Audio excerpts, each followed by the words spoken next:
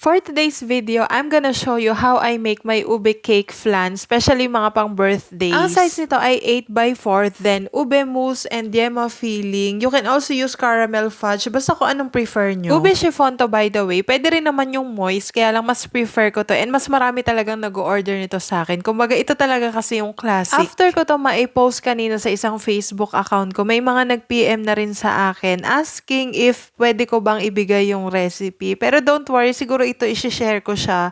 Gagawa lang ako ng video and tutorials para may upload ko kaagad. Nakapag-try na din naman ako gumawa ng ube moist, kaya lang ang disadvantage kasi ng chiffon cake, hindi mo siya pwedeng i-store sa ref ng matagal kasi parang tumitigas na rin siya and parang yung freshness kasi nawawala. Unlike dun sa moist, like yung mga chocolate moist cake natin, pwede natin i-store until 6 months sa freezer. Yung sa violet drip natin, bali nag-microwave lang ako ng ube mousse, siguro mga for 3 seconds lang, then nag-add ako nung ube flavorade ng Baker's Field. Ayan, napaka-perfect ng lasa nun, tsaka yung color niya. And of course, yung special leche flan ni Kim, nasadyang ino-order ko talaga yan kapag may mga ube cake flan akong ginagawa. Well, actually, sobra-sobra nga yung in-order ko sa kanya nun kasi 4 pieces lang naman yung nagamit ko. Nung pinost ko siya, ayun, wala pang 5 minutes na sold out na siya agad. Basta ang perfect nung lasa ng leche flan niya sa ube cake flan ko. So, yun lang mga B. Thanks for watching. Bye!